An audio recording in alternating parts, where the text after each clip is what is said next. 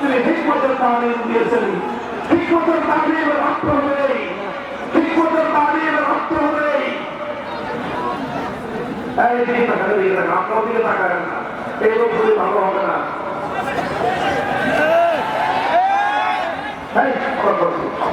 সব জায়গায় খালি কথা বলো, এটাকে না করলাম তোমরা কথা বলো না, যা করো করো, হাঁটাহাঁটি করো, মারামারি করো, যা করো কথা বলো না, এই কথা শুনে আওয়াজ করবো না। এদিকে তাকান, 3 নম্বর কাজ হলো তালিমে হিকমত। তালিমে হিকমত অর্থ হলো যে যেই আয়াত প্রথমে তেলাওয়াত করা হয়েছে, এটা মারবো বুঝতেছ না, ওরা লাড়ি দিয়ে এটা মারবো, লাড়ি দিয়ে এটা মারবো,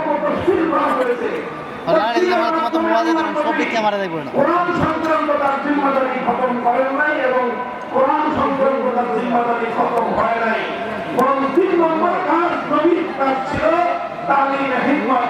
তালিমে হিকমতের অর্থ হলো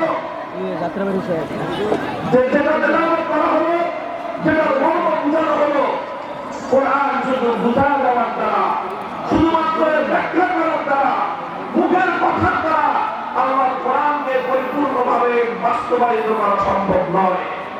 এই জন্য 3 নম্বর কাজ হলো যেটা আপনি মুখের কথা দিয়ে বোঝাবেন, এবার আপনি তালিমে হিকমতের মাধ্যমে প্র্যাকটিক্যালি